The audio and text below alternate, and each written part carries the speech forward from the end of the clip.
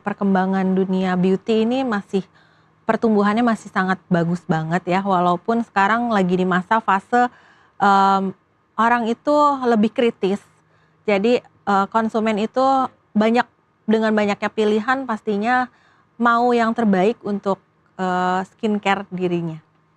Daya beli memang sedikit berkurang, tapi untuk pertumbuhan masih tetap, menunjukkan angka yang positif, seperti itu. Karena kenapa menurun mungkin karena memang, kondisi ekonomi yang menyebabkan mereka tuh semakin selektif dalam membeli skincare.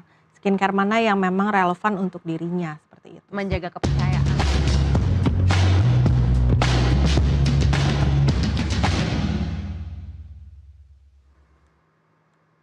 Anda kembali menyaksikan Nusantara Business Hour dan langsung saja kita jelang ke segmen Health and Beauty Insight untuk Anda.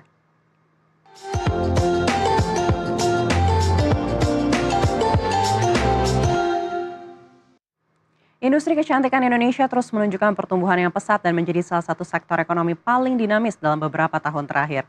Belanja untuk tampil cantik dan merawat diri kini bukan sekedar gaya hidup, tetapi telah menjadi penggerak baru pertumbuhan ekonomi nasional. Pertumbuhan ekonomi Indonesia masih ditopang oleh kuatnya konsumsi rumah tangga. Data Badan Pusat Statistik mencatat pada kuartal 3 2025 ekonomi nasional tumbuh 5,04% secara tahunan. Menariknya di tengah beragam kebutuhan masyarakat, pengeluaran untuk pakaian, alas kaki, serta produk dan jasa perawatan menjadi salah satu kategori dengan pertumbuhan tertinggi. Sektor ini tumbuh dari 2,91% di kuartal sebelumnya menjadi 4,21% pada kuartal 3 2025. Kenaikan tersebut didorong meningkatnya minat masyarakat terhadap produk kecantikan dan perawatan diri. Tren yang sama juga terlihat di platform digital. Transaksi e-commerce nasional tumbuh 6,19% secara kuartalan dengan kategori personal care menjadi salah satu penyumbang utama kebutuhan.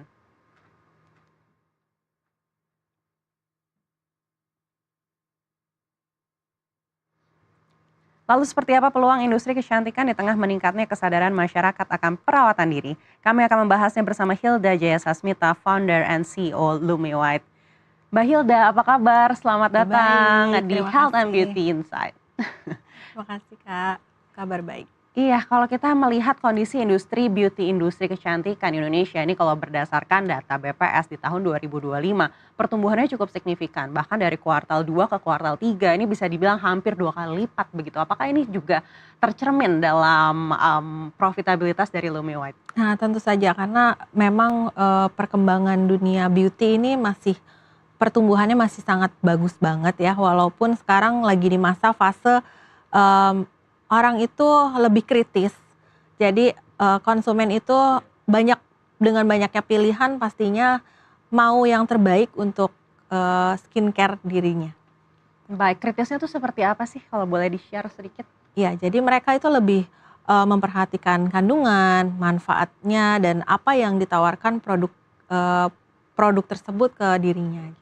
Baik, apakah ini juga menjadi, main factor dari kompetisi di dunia beauty saat ini? Betul, jadi kalau sekarang itu bukan siapa yang tercepat untuk launching produk, tapi siapa yang bisa mempertahankan kepercayaan konsumen pastinya. Dan siapa yang bisa mempertahankan kepercayaan konsumen itu brand yang bisa bertahan lama. Baik, lalu terkait dengan daya beli ini menarik ya, karena kalau kita melihat data ini katanya daya belinya sebenarnya masih terjaga begitu, tapi beberapa pelaku usaha nih mengatakan daya beli justru menurun. Tapi kalau di Lumi White sendiri menilai seperti apa?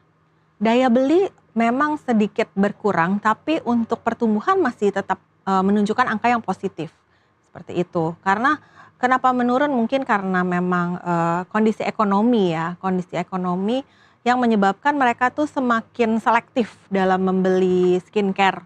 Skincare mana yang memang relevan untuk dirinya, seperti itu. Menjaga kepercayaan tadi ya. Betul. Lalu apa saja strategi yang dilakukan mungkin untuk tetap bisa menjaga kepercayaan? Karena kalau kita bicara skincare lagi-lagi ini kan juga mungkin tergantung dari kulit masing-masing begitu yang Betul. mungkin sangat banyak sekali variasinya begitu. Artinya bisa jadi tidak cocok di satu orang tapi cocok di satu orang yang lain begitu. Lalu bagaimana caranya Lumi White untuk bisa mengatasi problema ini? Ya, kalau Lumi White sendiri selalu berinovasi.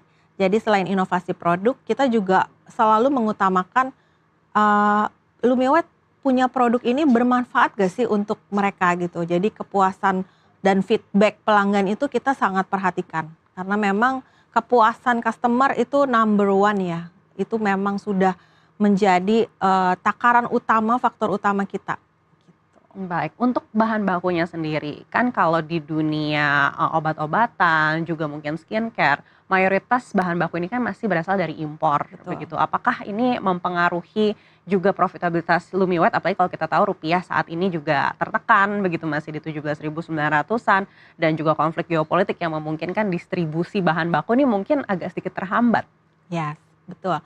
Kalau untuk tekanan dolar ya, yang sekarang ini sedang melonjak jauh, pastinya ada. Namun kita punya strategi. Kalau Lumiwet sendiri strateginya selain memang beberapa bahan baku aktif terutama dan kemasan itu kita dari impor, tapi kita juga selalu mencari alternatif lain. Jadi apakah di lokal juga sudah ada substitusinya, kita akan gunakan yang lokal. Jadi tidak bergantung satu negara atau satu supplier aja, seperti itu. Baik, kalau dari lokal sendiri, apakah Lumiwet bisa mengandalkan bahan baku yang ada di lokal, artinya cukup percaya dengan bahan baku yang ada di lokal? Yes, untuk kualitas dan teknologi sudah bisa kita untuk seperti bahan baku import, sebenarnya seperti itu. Cuma kita ya memang ada beberapa Kuantitinya yang kurang. betul, kuantitinya dan juga beberapa bahan aktif yang memang tidak ada, belum ada yang tersedia di Indonesia. Baik, dengan adanya bahan baku yang mungkin sedikit ada masalah itu, apakah ini akhirnya mempengaruhi harga dari produk sendiri sehingga harus dinaikkan?